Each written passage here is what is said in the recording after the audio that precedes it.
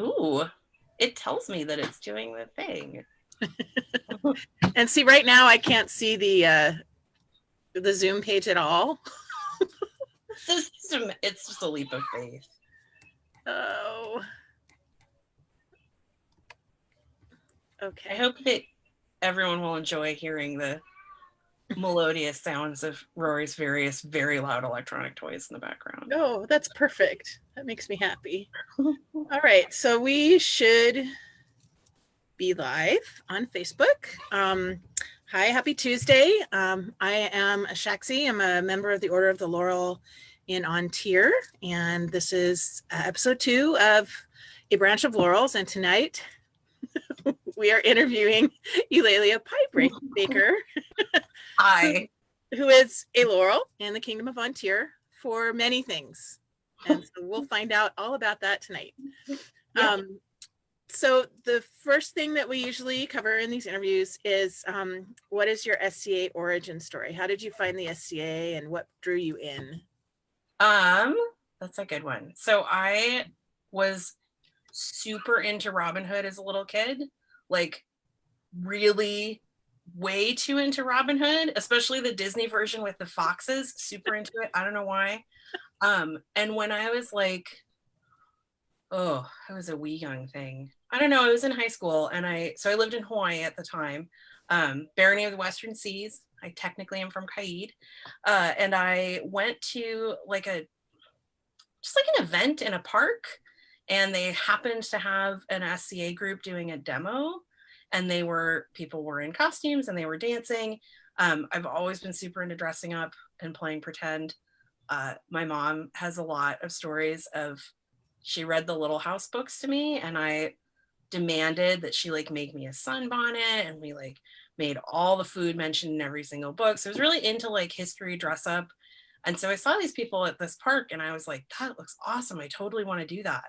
And I went and talked to some people, and I didn't really like, I was real socially awkward. So I didn't get into it in Hawaii. But after I moved here, my senior year of high school, I happened to connect with people in like the Portland area and Dragon's Mist. And I went to an event in the like fall of 2000, so 17, and I was like so awkward, and I was there in my little like cotton poplin tea tunic that I had sewed myself, and I think it had fake fur on it, even like full bad newbie garb.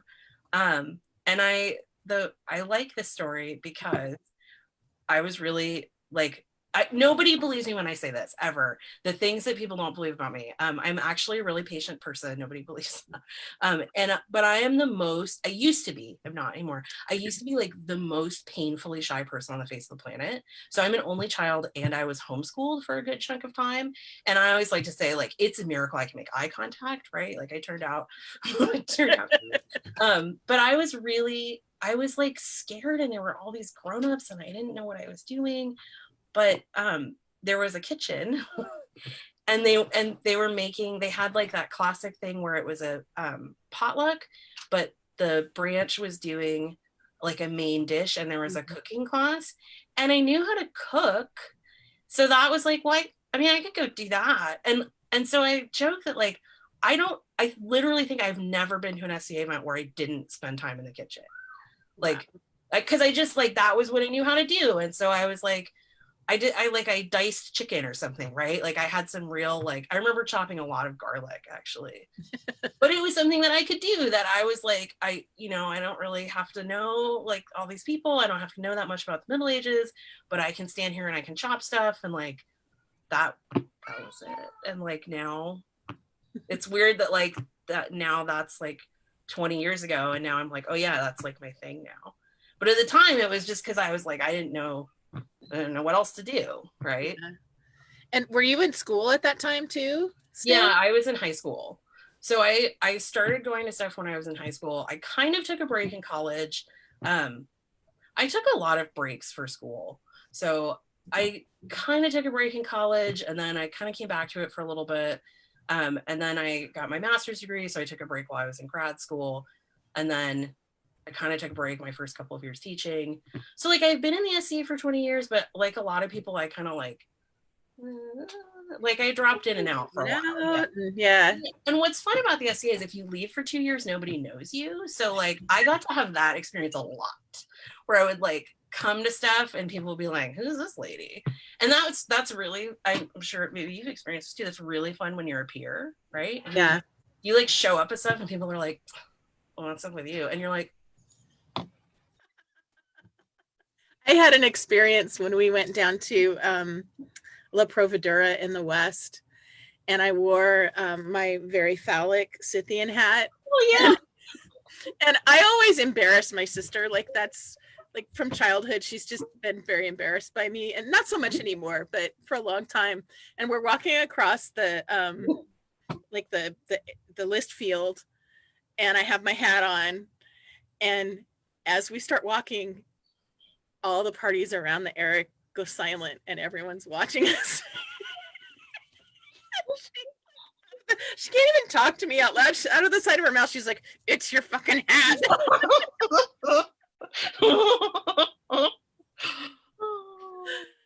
So yeah, they didn't know who I was, and that was pretty funny. Well, now I have like, oh, this is less true now, but from when I was doing a really good job of actually blogging, a lot of people knew me from my blog, but maybe hadn't met me in person. And so I like would get to have that experience of like somebody recognizing me from the internet, right? And it's thrilling every time, by the way. So anybody who's watching this, if you like come up to me at an event, even if you know me really well and you say, I recognize you from the internet, I will be excited. Like it never gets old.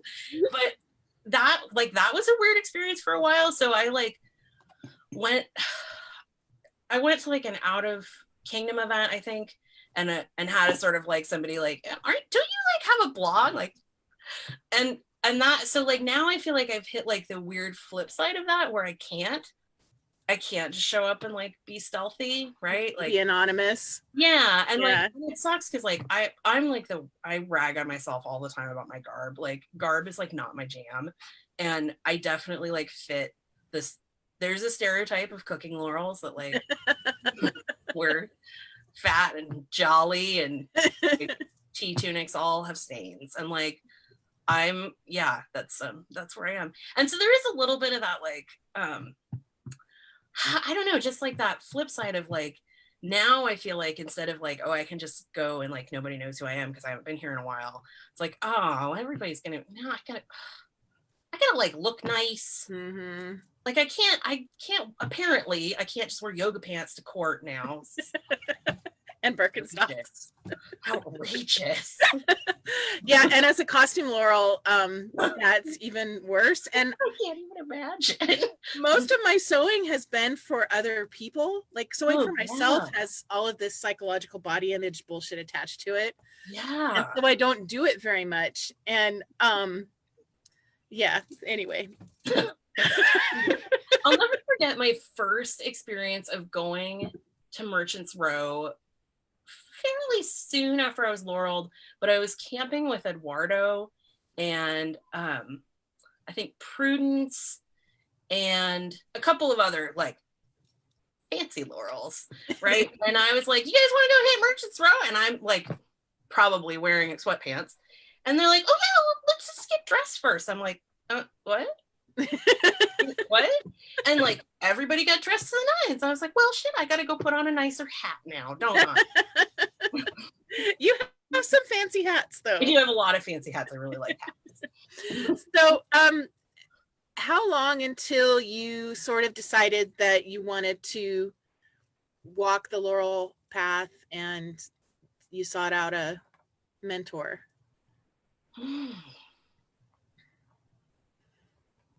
And you can say how long yeah, I'm gonna get was. the timing wrong. So well, I definitely like when I first joined, my mundane name is Laurel, right? So like I picked a new name real fast. I think I maybe went to 2 events before I was like, well, this isn't gonna fly because this is just weird. Mm-hmm. So I like even at that very early stage, I sort of had this like, well, maybe I want to be that. That seems kind of cool. But I was, it was maybe around like want to say like the mid aughts when I started to really get like, yeah, that's the thing I want to do.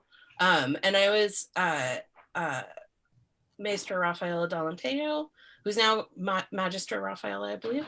I was her apprentice for quite a while, and then she kind of got less active, and I transferred over to being Ref's apprentice, and all of that was kind of right around, like that was definitely in between college and grad school, and then grad school made me take a break, and I don't know. I feel like I really got I that's the like people often ask stuff like when do you feel like you got serious about it? And like I'm not, so I don't like I'm always like do y'all know I'm like the person who I made beer funnels a thing in at least 3 kingdoms, so I bring the party. Yeah. Like I'm not a serious person. So but I knew, and for me like the pursuit of being a Laurel was really convoluted, that like so I had like really crystal clear in my head what it was that I wanted. I wanted to personally feel like I had mastered my craft, right? That like I really really wanted that, and I knew that a moment would come when I knew I had mastered my craft. And I wanted, there's like, I saw a cool visual once of what getting your PhD is like, where there's like the outer surface of human knowledge and you poke a little tiny bubble and that's it. You made a new little bubble of human knowledge. And that was what I wanted. I wanted to like, bloop, like I know more about a thing than anybody else, but it's teeny, teeny, tiny. So I definitely wanted to feel like not just like I didn't want to feel like I knew everything about everything, but I wanted to feel like I had like somehow pushed our limits of knowing. I wanted to, what I wanted out of being a Laurel was I wanted that like, I don't know what the word is that I want, not recognition, not legitimization, but camaraderie. I wanted that feeling of being part of an intellectual community specifically, because that's like a lot of Laurels, honestly, and we could have a whole like social justice sidebar about like how this is a problem. But like a lot of Laurels, like I am an academic dweeby person, and that's like really something that I enjoy. That weirdly I don't have in my mundane life. And so I've found like I chose not to pursue a PhD. And so I find that like having that in the SCA has been really valuable for me. And then the big thing that I wanted out of being a Laurel was I wanted apprentices. Like I wanted to feel like I knew enough that I could then mentor someone else. And that part has been like by a wide margin the most satisfying part of being a Laurel. So that's been really cool. Yeah. And so it's like I wanted that sense of like I wanted some like internal parts of it, I wanted some external parts of it, I wanted some community parts of it, and I wanted to like be part of the great chain of being, I guess. And that's that, like that part didn't crystallize for me until I feel like kind of like right before I got Laurel, like maybe in the like year or two before I got Laurel. That you really started to feel like part of the community? Well, or that like I really started to feel like that's what I want and that's what I'm going for. And not because before I'd always sort of had this like, yeah, I mean, I guess that's the thing I want, and I want to be really good at something, and I want that recognition. And that really like shifted for me. And actually in a lot of ways shifted away from like shifted toward wanting something internal and like knowing like I will know when I have hit the thing, and whether or not I get laureled at that point, it doesn't matter. And that is kind of like I definitely felt that at the like the Kingdom Hearts and Sciences where I did my like pie presentation where I was talking about like dead birds and just the whole 9 yards.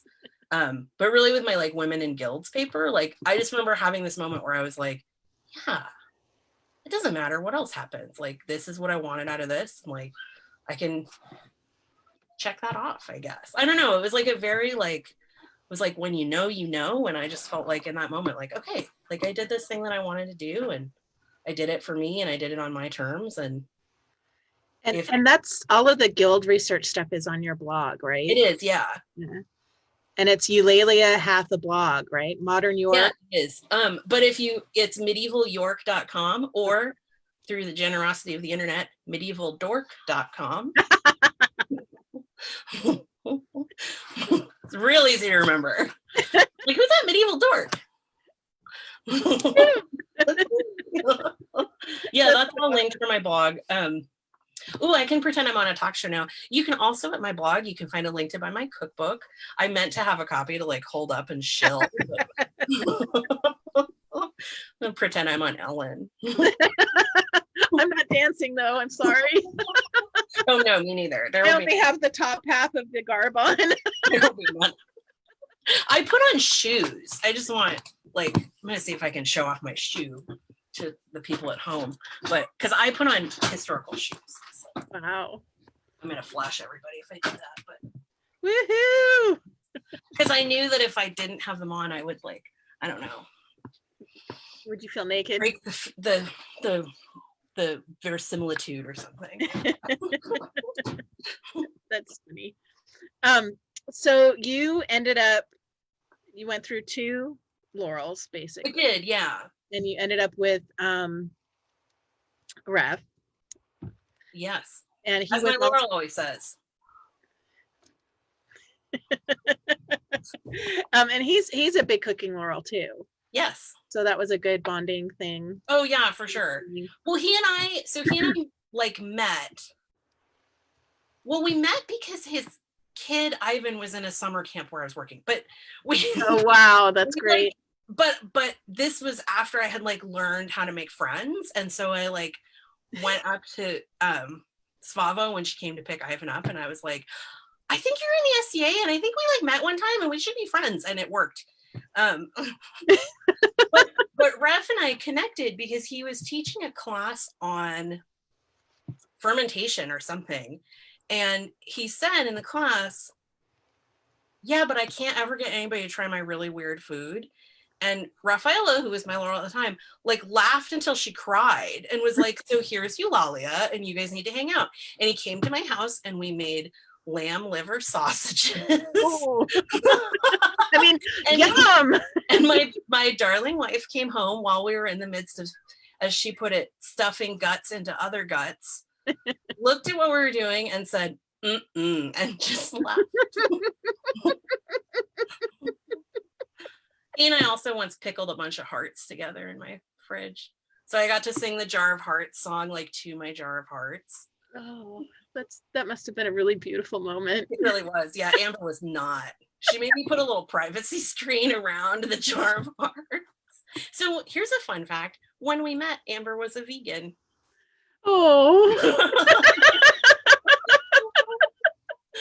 And then now we go to the county fair and there will be like cute little piglets. And she goes, that one looks like the one we ate. Oh. God's a pig. I'm going to hell. So how long were you apprenticed to Ref before you got laureled? How long do you think that was? I have no idea. Part of the problem is since March, time has lost all meaning, right? So like, yeah. We're in a weird. I don't even know anymore. Yeah. I don't like. It's like one of those questions that people always ask, well, how long were you apprenticed and how long before, they always want to know how much time it took you to get the thing, right? Yeah, but like, I don't, and it's so hard for me to say too, because there was so much of that time that I was not really active. Right. And like, yeah, there was just a lot of time where I was like, where the SCA was not even on the back burner. It was like in the crock pot somewhere. I don't even know. It didn't exist. Yeah, it was just like not on my radar. So I don't know. So I was like, so I got laureled in, this one I know, 2015. I laureled in 2015. I've been laurel for 5 years. And I was, so I'd been in the SCA like 15 years at that point, and I had probably been apprenticed either to Rafaela or Ref for about 10 years at that point, I want to say. So I think I had about 10 years of being an apprentice. Right. I think. And then how long like that you had been playing kind of solid? Oof. At least 5 years. Yeah, at least 5 years, probably longer.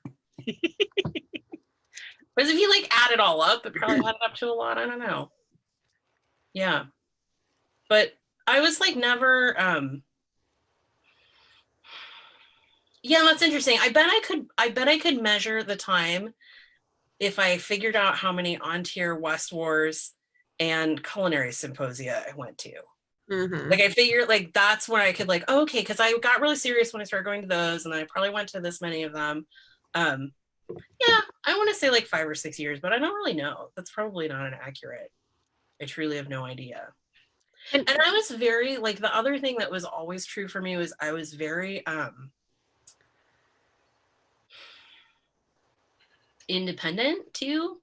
That even as I was working um really closely within this like Laurel Apprentice framework, like I was also really connected to like I was really connected to Eduardo. I was really connected to the West Kingdom has this isn't some inter-kingdom scanthropology. The West Kingdom has like a really robust cooking community. And I don't think Ontier has that same level of like I don't know. I don't feel like I just don't feel like ours is at the same level, maybe, and maybe that's because I don't hang out with the right people. well, Um, it might be partially. We have the Madrona Culinary Guild, but yeah, they're so far north from mm-hmm. where we are that I don't see them ever. right. I do. I think that is a lot of it, actually. That like a lot of that has centered around Madrona. Anyway, I felt like I was really like connected with like all the West Kingdom food people, and so it felt like by like when I was Laureled, I feel like I had definitely been playing in this sort of like peer level foodie people for at least a few years, and very much like playing on like that same like the serious foodie level. So that was one aspect where it felt like more like a recognition of where I already was rather than like conferring of status, which was kind of cool. So for people who don't know, talk about the West Coast Culinary Symposium series. Oh, yes. It's a weekend of food nerdery. It migrates up and down the West Coast. It was started in Ontier because we're awesome. Um, and it migrates between Ontier, the West, and Caid. And it's just a weekend full of classes. It's often a weekend of classes that and it's all food focused, all food all the time. We've been very like I've had anything to do with planning ever, but I made the food once. I like cooked for the weekend once. And I think I helped with classes once, but not really. So the organizers always do a really good job, I feel, of really keeping to that focus.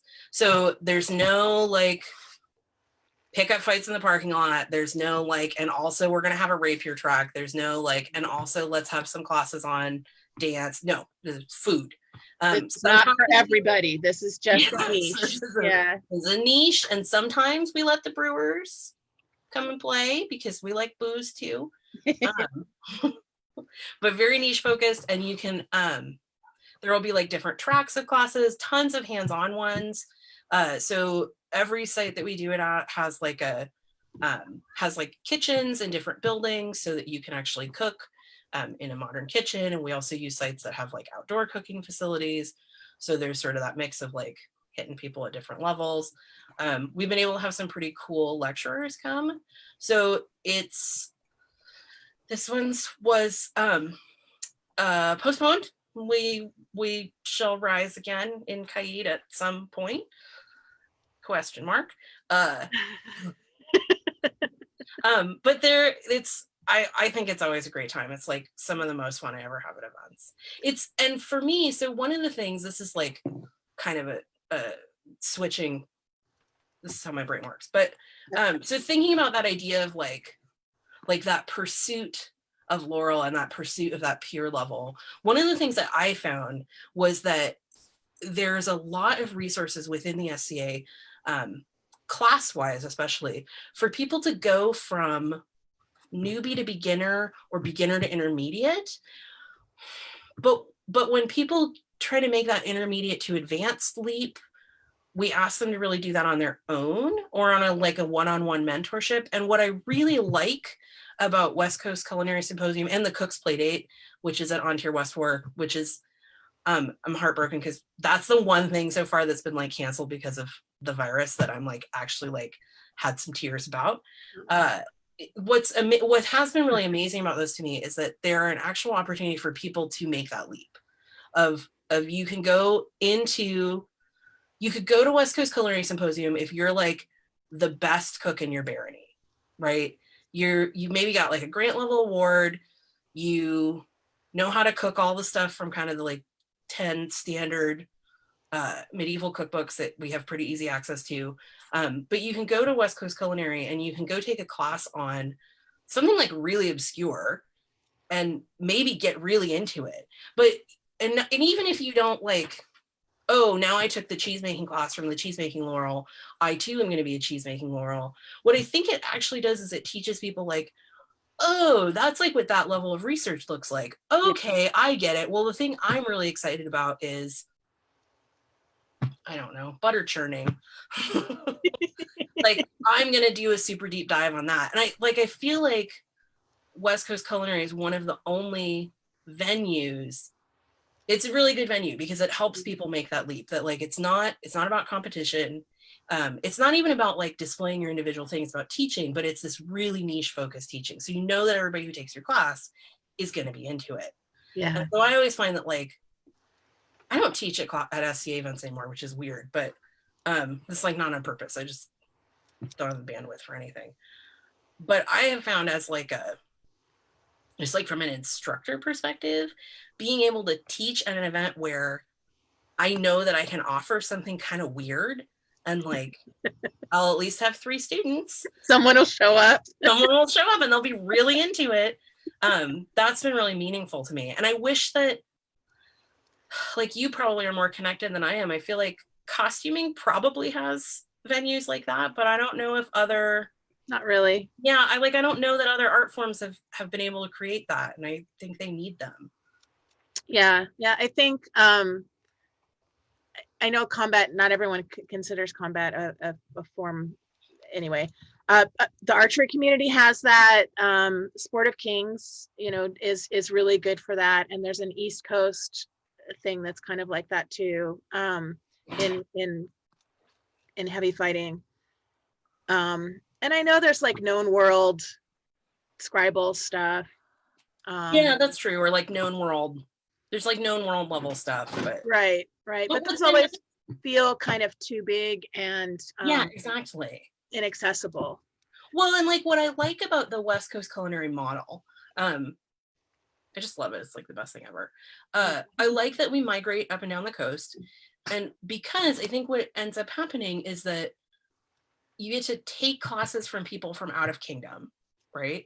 But also people who are kind of right on that cusp of intermediate to advanced. So, well, we're hosting West Coast Culinary. Can you teach a class on that thing?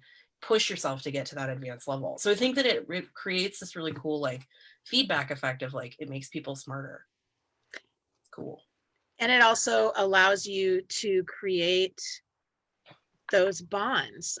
One of my big theories about becoming a Laurel is that you have to be part of the group in order to be recognized as part of the group. You have to have friends and companions and support. And it's not, I think some people look at that as like cult of personality, but it doesn't necessarily have to be that. Mm-hmm. If you want to be part of a group, you can't be over here talking about how everyone in the group is shitty. Well, like, you can be the smartest person in the world, but if you never tell anybody about it, does it really matter? Right? Like, you can know more about something than anybody else in the world, but you got to tell them. Right. And yeah, I agree that like, and that community, the foodies go hard, right? Like that the food community is a strong one. And I think that that's really true. And I think that like, but I think that both aspects of what you said are true, right? That I do think that there is some of that like was my path to being a Laurel easier because I was sort of like SCA famous before I became a Laurel? Maybe, right? I don't know. Yeah.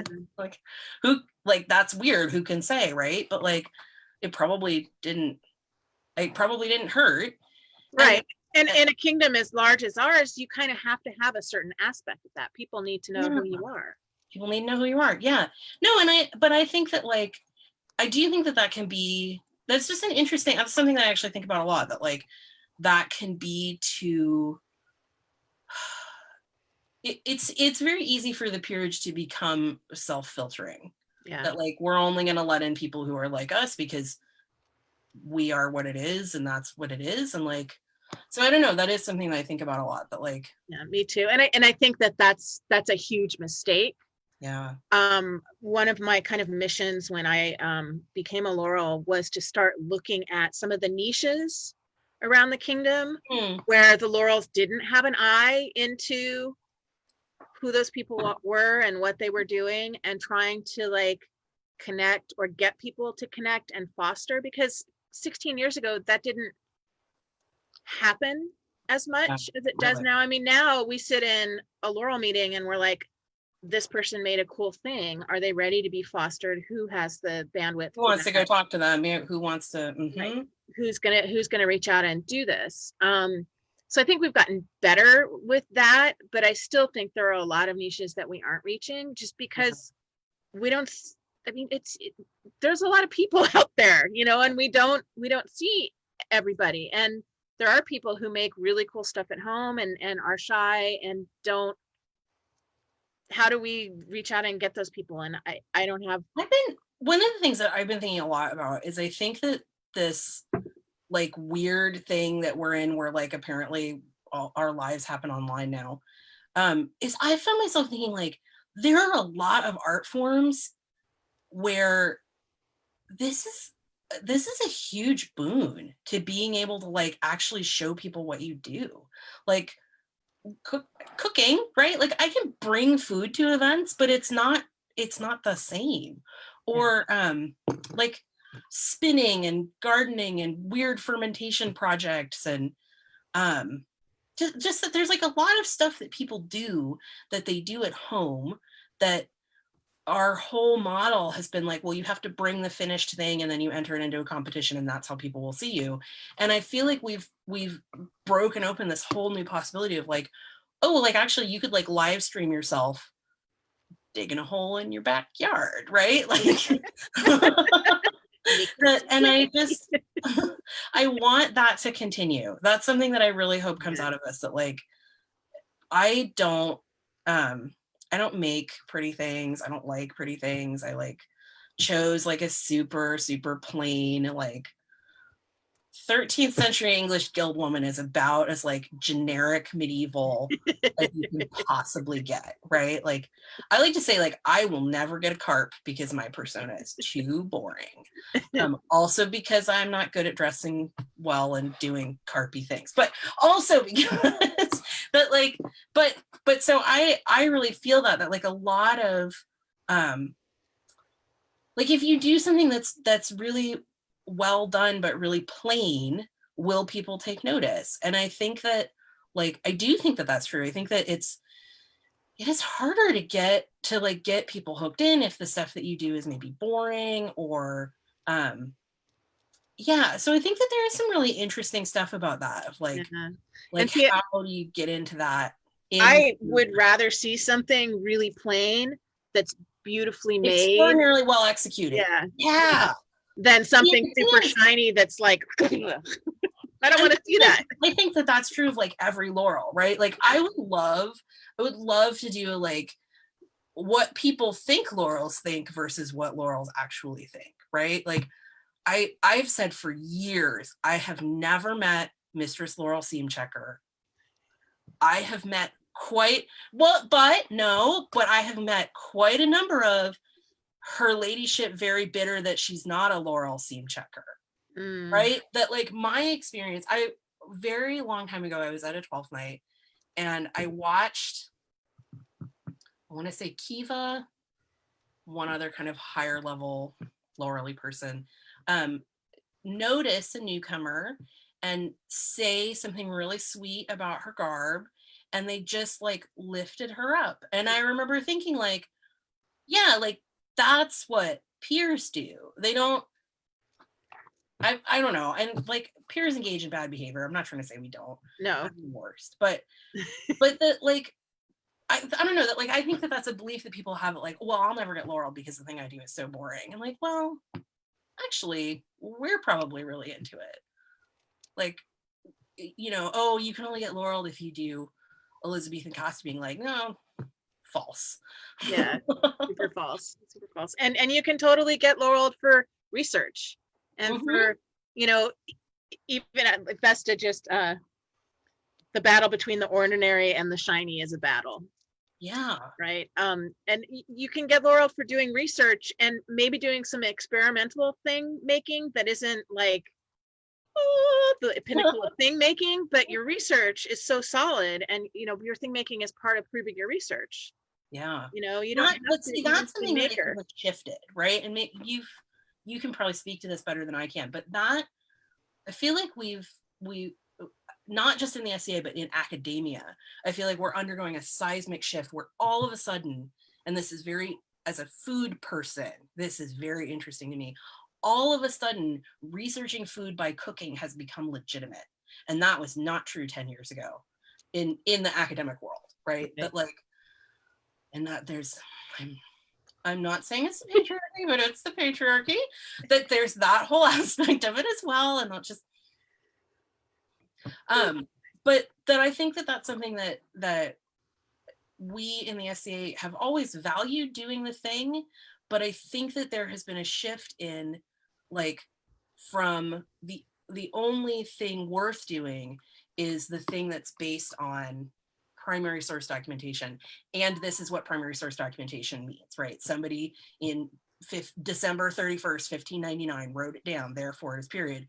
And we've now shifted to like, so one of my apprentices, Armin, did his Athenaeum project on recreating early Scandinavian food, so Viking and just pre-Viking, and like there's not a cookbook. No. It's like not a thing. And so I talked with him a lot about like what I think is really cool about his research is that he's able to talk really cogently about like, I know how to cook. I start from the assumption that they also knew how to cook. And when you start with that assumption that their food didn't suck, just like that's a radical idea that we're only just now starting to believe that like maybe historical food was actually not terrible, that like informs your recreation decisions. And I think that that's a cool direction that we're going in. And I don't know, I think that like just makes me all tingly that like we could actually like that idea of like you're expanding the bubble of human knowledge. And that's where I feel like the SCA excels, and like what we're doing is cool and amazing, and like we're figuring out like I understood a lot more about medieval life from grasped distaff spinning, because you're holding the stick and then you're holding the other stick, and you can chase after a little kid while you're doing it, but you can't chase after like 5 little kids. Or I've been thinking a lot about like, so I live a life now where I just cook all day, right? And I've been thinking so much about how much I've learned about what it really means to keep yourself and your family fed. I've learned that from going to Cook's Playdate.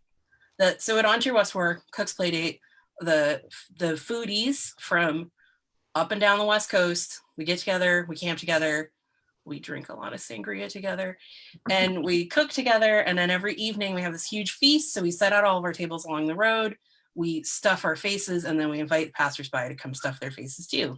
And it's heaven, literal heaven. And but I've learned so much from that, not just about cooking, but about like life. That like I always say that like at On to Your West War, like you need to start lunch right after you finish eating breakfast. And that's what life was. And like, they didn't eat 3 meals a day historically. Like that's a modern construction, Right. because it sucks. Like it sucks to cook 3 meals a day. That's like not a thing. And that like that applies to my real modern life right now so saliently that like, if I stop cooking, what are we going to eat? Like, there's no, that's just what I do. Like, I'm always like, okay, well, what are we going to have for lunch? And what are we going to have for dinner? And then can I use this leftover for that? And that's such a historical skill. And that's something that like that's the part of the SCA that I feel like that's what keeps me coming back, right? Is that like, when you hit those real moments of like, oh, like not only is this like how people really lived historically, but like this has some like cool implications for how I live my life now. Cooking is fun, but also it sucks. Like two things can be true at the same time. And growing and animal husbandry. You have chickens and I have chickens, and I am up at 5, sometimes earlier every morning to let the chickens out. Oh yeah. Because they're noisy, and we have an apartment building next to us, you know? And so sometimes I can go back to sleep, but not usually. So I'm up really early all the time because chickens. Well, we're gardeners. I'm a gardener. And this year is the first year that I felt like if the garden fails, it's kind of gonna suck. Yeah. Like I got really serious about the garden this year because I was like, oh, let's see, well, then that's gonna lead to that. Yeah, we're not gonna be able to get produce in 3 months. And I'm glad that I was wrong. We can still get produce, but like it makes me realize like we have a lot of like precious notions about the past, right? That like everybody's just out gamboling in the fields and like history sucked, dude. We did the same. My husband is the gardener, and he's also really squeamish. And he grew some beautiful broccoli, and it just like came ripe last week.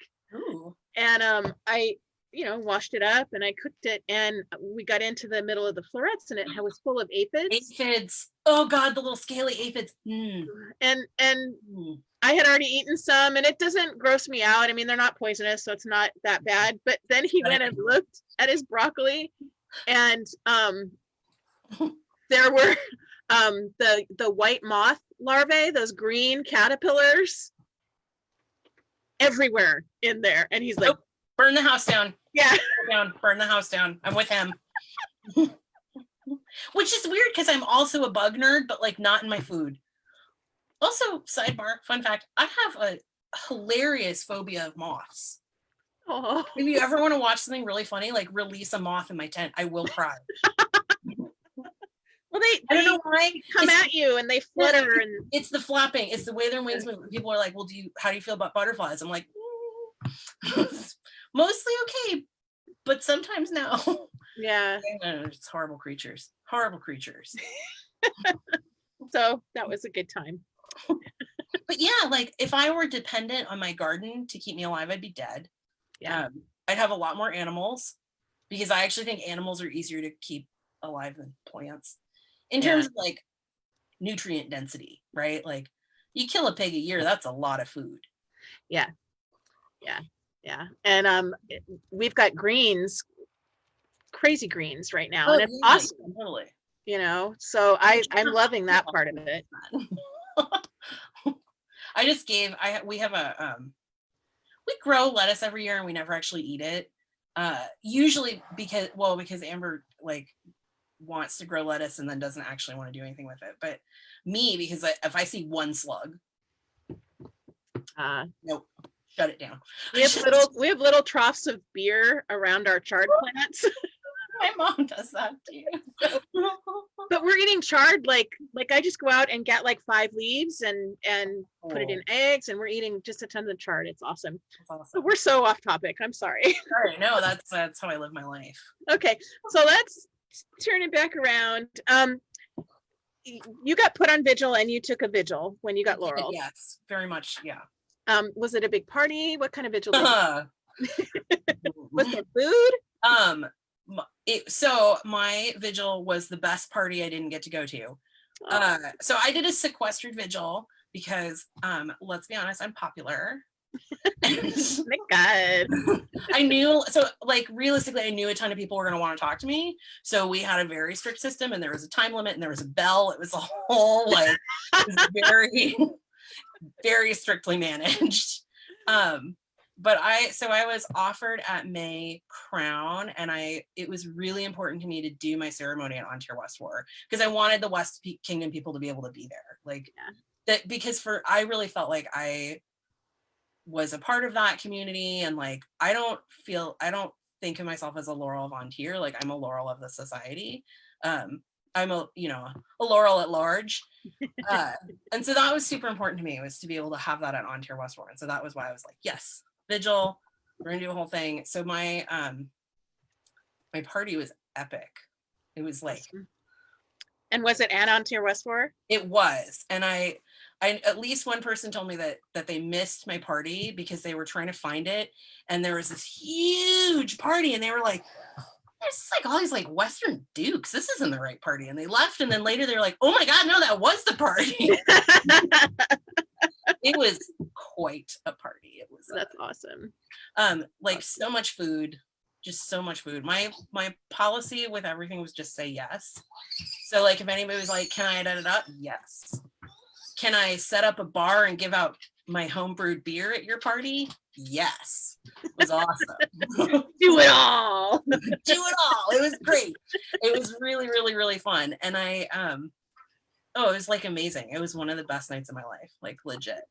And I just like sat in my little tent, and people came in and dispensed their pearls of wisdom. And do you have pearls of wisdom that stuck with you, like one or two things that oh yeah, have really shaped kind of who you are as a Laurel?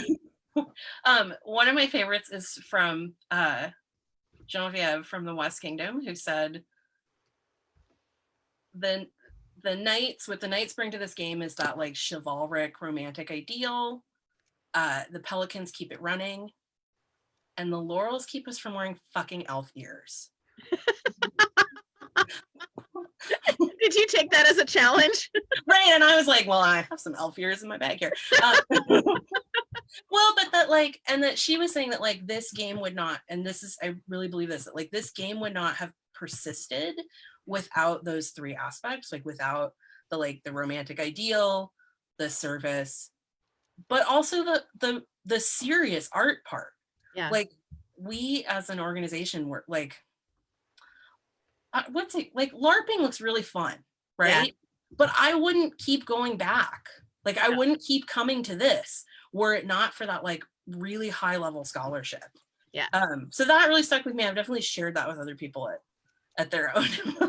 I was watching my daughter and I have been watching Lord of the Rings over the last 3 days, and we watched the sequence where Pippin takes his oath. Oh, oath. That's also the West Kingdom Knights Oath, yeah. Right, and so we talked about how a lot of the SDA is based on Lord of the Rings, and she's like, God, I wish it still was, because then I would be a hobbit.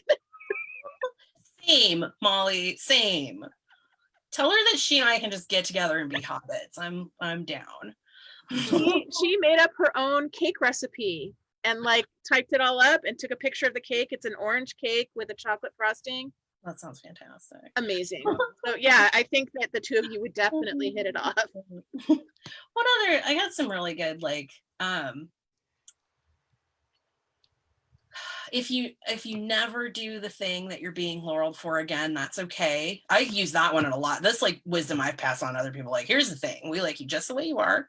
if you never do this again, it's fine. I got that too. And I say, you know, if you are totally broken and you can't do anything, you're still a laurel. A laurel. Everything away. Yeah. You can give it back, but we're not gonna take it away.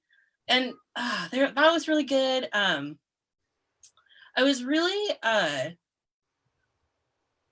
really struck by how many people said, go and take apprentices and make more.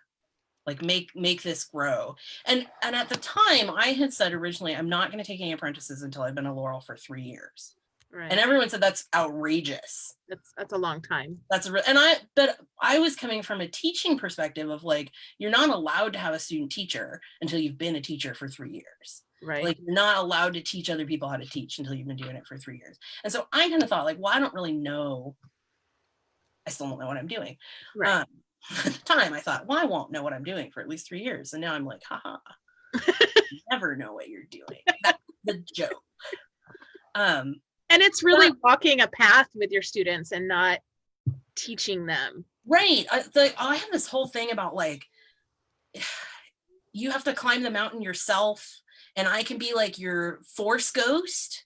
Like, I can't even like climb the mountain with you, right? Your path is your own path. I can like show up sometimes and give you some like Yoda wisdom as a force ghost, and then I'm just gonna fade out again because I had to find my own pathway up here. And it's not that I'm gonna like make you, that's just the way it is. Your mountain is different than my mountain.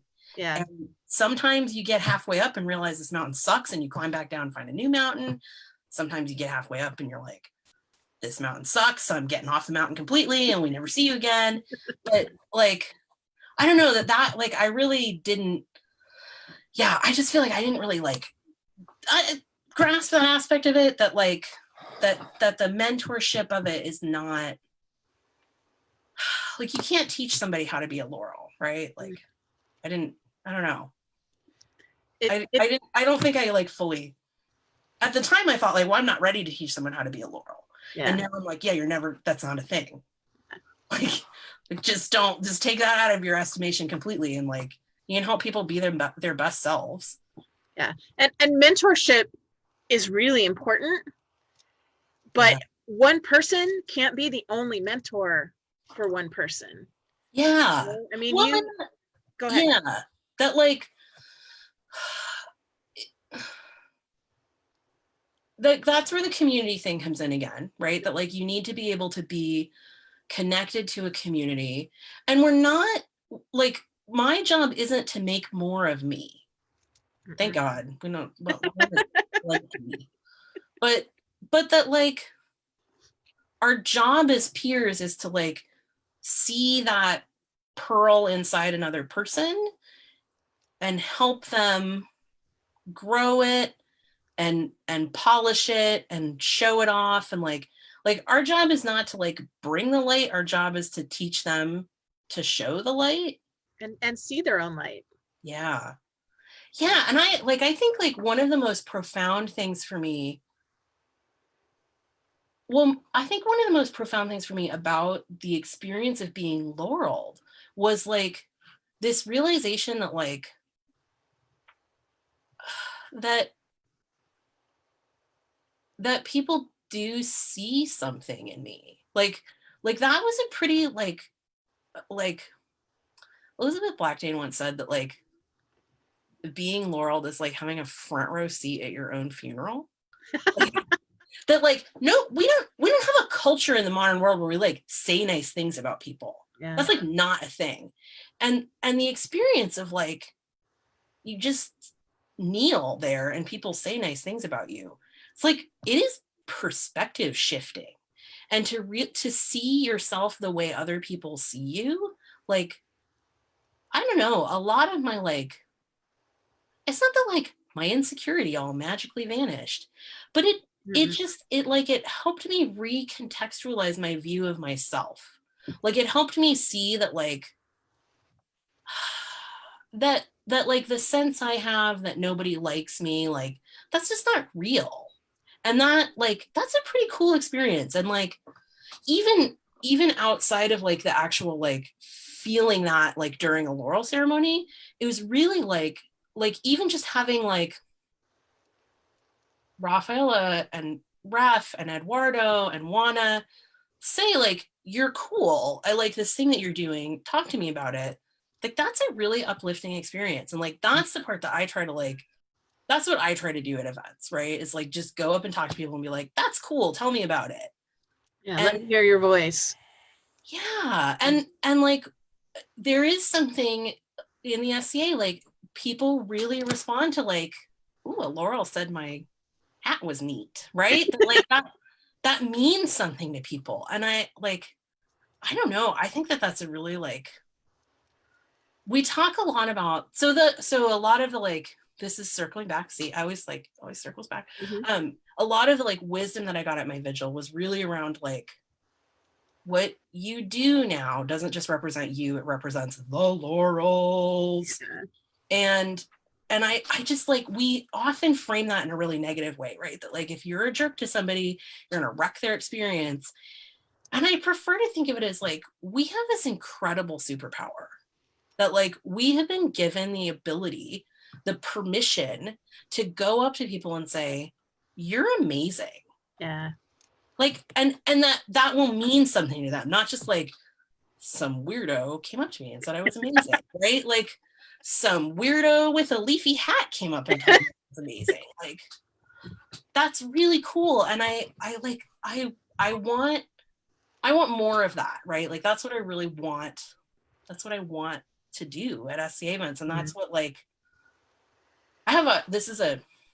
apologize, I'm going to get a little bit off topic. One of the things that I have hoped for a long time, truly, if I could wave a magic wand and change one thing about the SCA, this is not the answer that I think most people would think I would give, because I have like 8 things I'd change, right? But the one, and I can only change one, is that we would no longer have peerage meetings at events. We would no longer conduct business at events, because I think what's amazing about On to Your West War is there aren't peerage meetings. Yeah. There's not there. You only have to go to court when some asshole decides to do their peerage there. That is literally the only time. I went to Ishvan's knighting at court at On to Your West War, and I went to my own laurel. That's the only time I've ever been to court at On to Your West War. Anyway, we if I could wave a magic wand, we would not conduct business at events because it sucks. But also, we're taking the people who should be driving this culture and we are sequestering them. Yeah. Like, we've all been to that party where we're all wearing sweatpants and yet for some reason all the peers are sitting together. It's not because we're snooty. It's because they're the only people we know, because I don't get to hang out with the rest of you ever. Yeah. Like, and that, to me, that is broken. The fun part of the SCA is at like 10 p.m. when everybody's drunk. But also, like, peers should be able to just go hang out with people. Yeah. We should be able to sit around and watch stuff happen. We should be able to talk to people. And I think that this is not just true for peers. I really think this is true for the crown. Like, if you are the crown at 12th night, you have maybe a 15-minute pee break, and that's it. Yeah, and I don't think that should be it. I think those people should be interacting with newcomers. Yeah. And I think I'm really hoping that this whole pandemic thing results in us realizing that, like, oh, actually online meetings are pretty great in that now we can actually like do Medieval Nerd Club at Medieval Nerd Club instead of, why am I going to a Medieval Nerd Club meeting to have a faculty meeting? No. And I've come to learn that some kingdoms don't have laurel meetings. Like, at all? That's weird. They don't have meetings. The crown is in charge of all that. They don't take notes on candidates.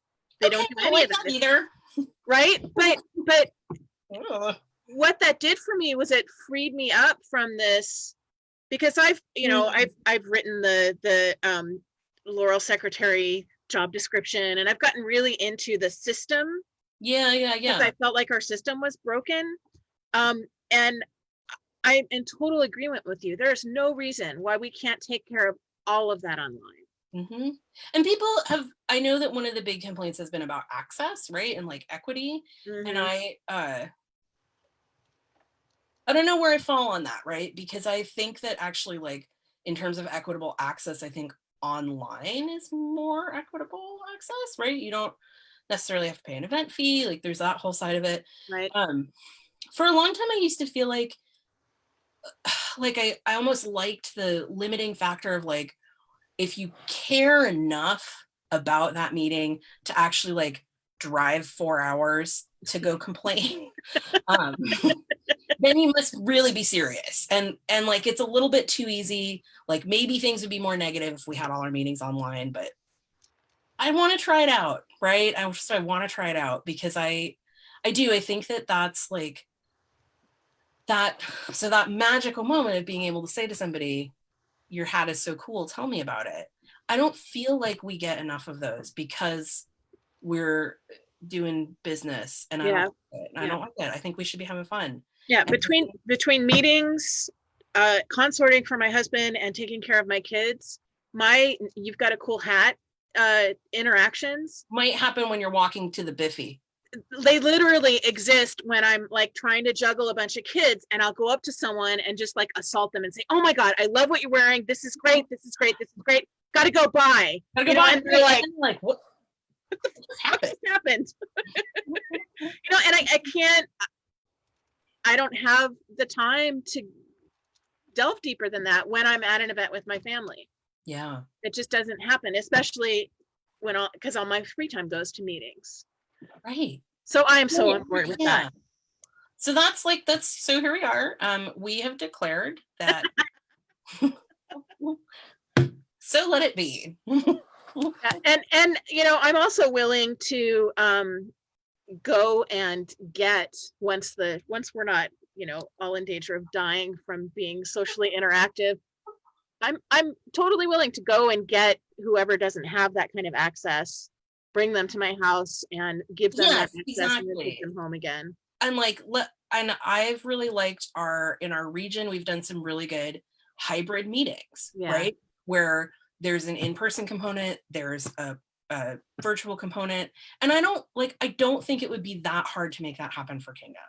Yeah. Where we have each region can host everybody come to my house and we'll all Skype into the meeting together. So I just I think that we're very smart people.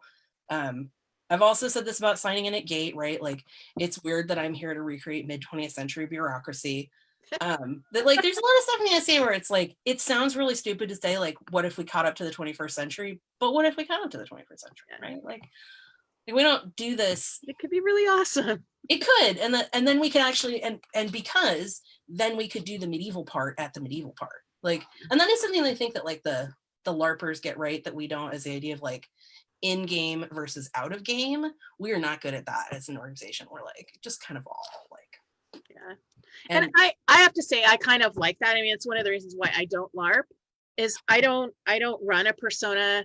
I am who I am. Yeah. You're getting me as I am at an event. That's like a reality TV show. I didn't come here to make friends. This is the real me. Mm-hmm. I am what I am. Yeah. I am what I am. Yeah. Yep. And I love researching the culture that I'm into, and I love kind of trying to live sort of like that culture, although we eat all our food out of the cooler because I don't want to cook at events. I don't have time for that. Here's a confession that I'm now making in public, but I don't really like cooking at events either. Really? I really, really, really like cooking it on Tier West War because it's fun. And I'm just there to do it for the art, right? That there's no pressure. There's no you got to get it on the table at a certain time. You do have to get it on the table at a certain time because dinner is at a very specific time, but it's community based. It's community based, and you're not alone over a fire cooking by yourself. Mm-hmm. You're in a group and you're being social. Yeah, when it's just us, we camp with Eduardo and he feeds us. But if it is truly just us, we just eat out of the cooler all weekend. And I'm me, so we eat fancy stuff out of the cooler. But a while ago, I posted on my blog guide to vigil food because people always say oh my God, this is the best food I've ever had. Vigil is so good.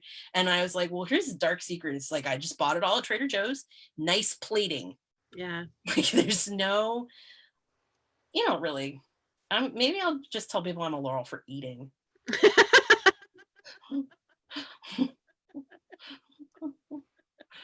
Amber likes to tell people she's an expert at medieval eating. Medieval food adjacent. Anyway, my cookbook is recipes for home camp and feast hall. There's a link on my blog. And as someone who is here declaring that I don't actually like to cook very much at events, I promise you that all of the recipes in there are things that any normal human being can cook. I think there is maybe only one that is a multi-day recipe. I put together a little slideshow. Yay.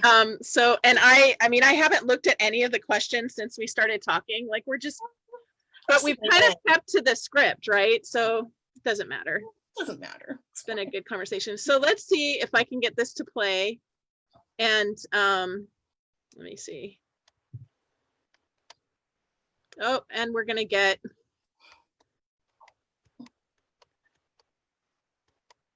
Oh, I got water on my shirt. Oh. Gravy on my tummy flowers.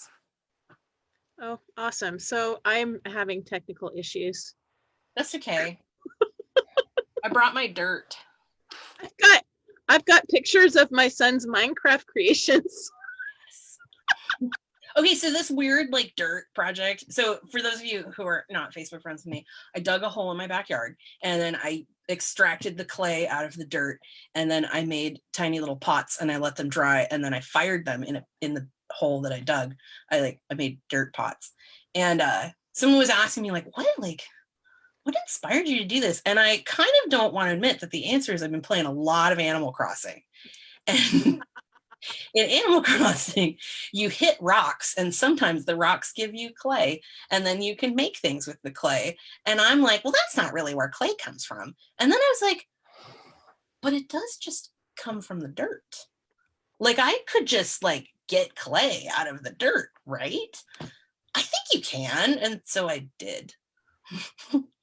So I am pulling up those pictures. I'm like the best. Oh, there's a cat. Yes. So today I had a work meeting and of course Rory like wanted to participate in the work meeting. And so I somehow persuaded more than one of my coworkers to put their dog on screen. Oh, awesome. Rory really likes dogs. So if you ever want to FaceTime with Rory, you just have to have a dog. And he'll just talk to the dog. We've totally done that. I called one of my coworkers and was like, will you just put your dog on for a while? Okay, let's see if this will work. Am I screen sharing? Can you see I don't see it. I don't see your screen. Ugh. That's okay. Nope, I got it. You're like, I'm gonna get it. I'm gonna get it. This is gonna happen. Here's a little dirt person. I don't have a cool light like you do. I need to get my.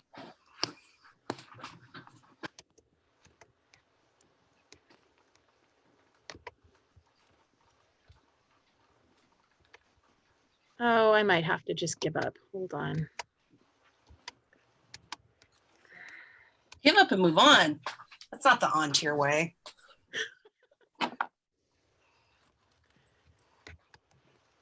Oh, now I'm much brighter. Okay. Yeah, it's not happening. Sorry for inflicting all of that on you. Check out Eulalia's blog. Yeah, my blog, medievalyork.com, where you can learn. See, what's on my.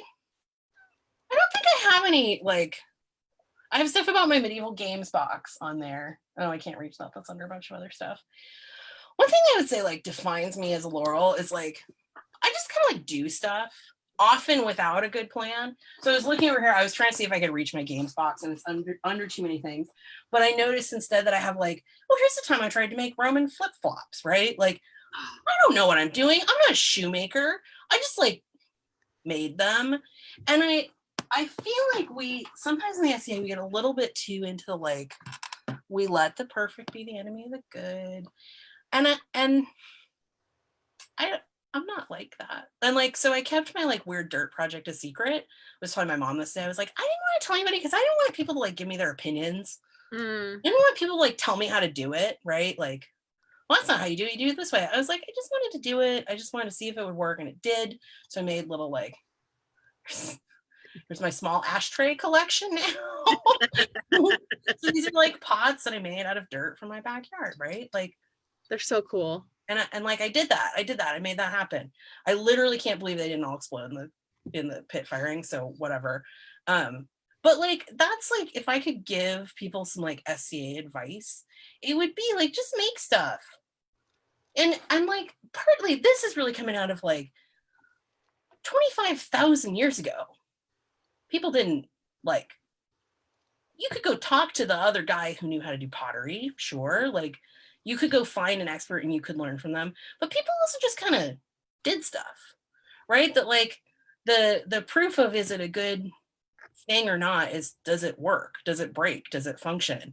Not did you use the right tools? Then Yeah, most. or did you follow this exact like idealized set of steps or anything like that? And I also think that like I mean, really, like I say that this like strange dirt project was quarantine madness, right? That like something I've wanted to do for a long time, and I've been in my house a while, and the craft store at the time was closed. They have reopened, which I also think is sketchy, but at the time, like, so that I spent zero monies on this, like, just dug a hole in my backyard because I wanted to see if I could. And you know what? That's how people did stuff historically. Pottery was not fancy. Pottery is dirt. It was disposable. And I think that like in the SDA, I think that we go to two extremes. And I see this a lot with like Kingdom Arts and Sciences projects is people believe that like, well, if you're going to enter like that only the sheep to shawl entry is valid, right? You have to do literally every step of the process if you're going to do it at all. And in some art forms that is a thing and in others it is not. Like as a cook, I would have needed to know how to shop for ingredients, which I am very good at, but I wouldn't have needed to know necessarily how to process them. Like it would not have been my job to know how to grow the wheat. It just wouldn't have been. And I think that like, so I think that we go to that extreme, but then I also think we go to the extreme of like the specialist. And I want us to get more somewhere in the middle where like it's okay to just it's okay to suck at stuff. Yeah. I suck at stuff. And like I think that there can be a little bit of like, especially when you become a Laurel, I do like I feel obligated to suck at stuff as a Laurel to be able to be like, everybody, like, just try it. Who cares if you suck? But I also feel a little bit of a sense that, like, that I feel like people are going to look at this and be like, what? I always say this about my garb, that, like, people are going to look at me and be like, what the fuck, Laurel her? And then that's why I'm like, I'm a cooking Laurel. But I think that there's, like, that there's both that like, well, you can't do, and I was even guilty of this with this project, right? I didn't tell anybody until I knew if it was successful. Yeah. Because what am I going to say? I dug a hole in my backyard and it didn't work. Right? Like that I think that we like go to those two extremes of like you have to do every single part for it to be valid, but also you have to be good at every single part. And like sometimes it's okay to like, for lack of a better word, to just kind of dick around. Yeah. Yeah. I think it's really important. And I think that's one of the things that really struck me going through your blog is how many different things you've tried your hand at. Oh yeah. I can't focus. That's also I think that's so cool. I love that. I have a little bit of that in me as well. And I have made some really horrible, shitty things. I really, really, really want to have like a display. I want to do like Athenaeum, but for Laurels. But you cannot bring something from anything, even your top 10 main art forms. Like it has to be something you've never done before. Right. So like I'm gonna show up at this like shitty Laurel Athenaeum with my little like ashtrays. Right. And I'm gonna be like, I dug a hole in my yard. Do you want to learn about that? Like, I think that would be really cool. And I think it would be really valuable at the same time. Like, shout out to Gwen from the West Kingdom, who on my post said, like, you're a Laurel's Laurel, right? That like that's such a Laurel-y thing to do, to like go dig a hole in your backyard and make pottery.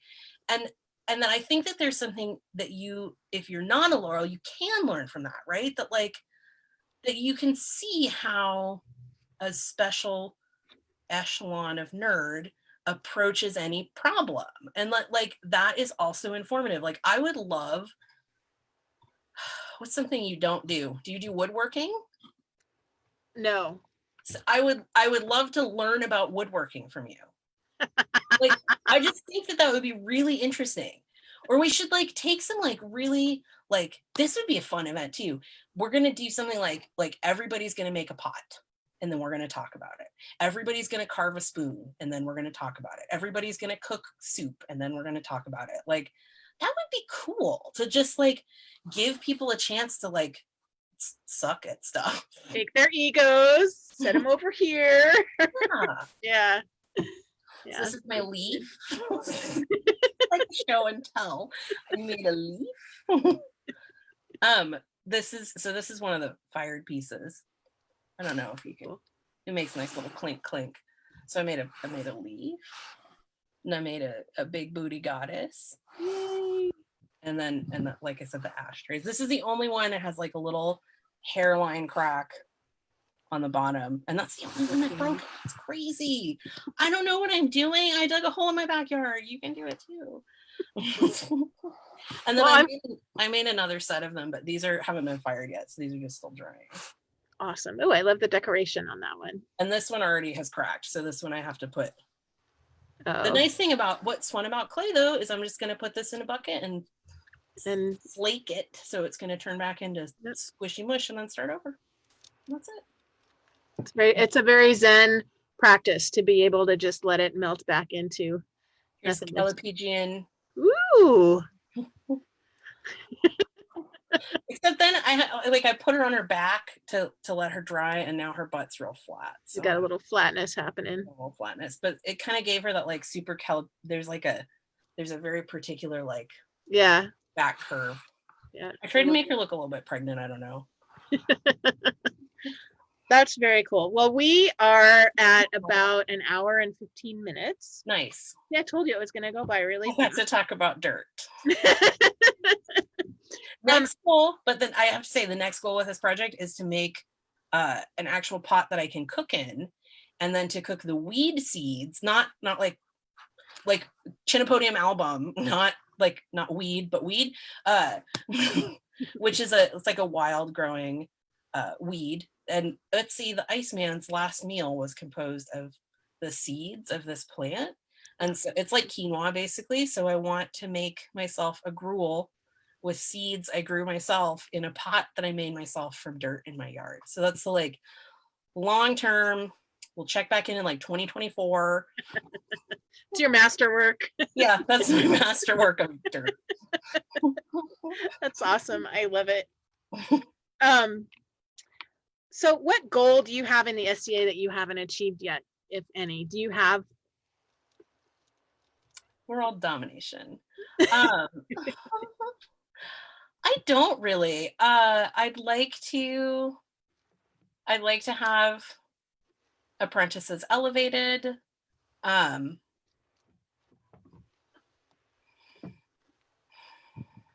don't really.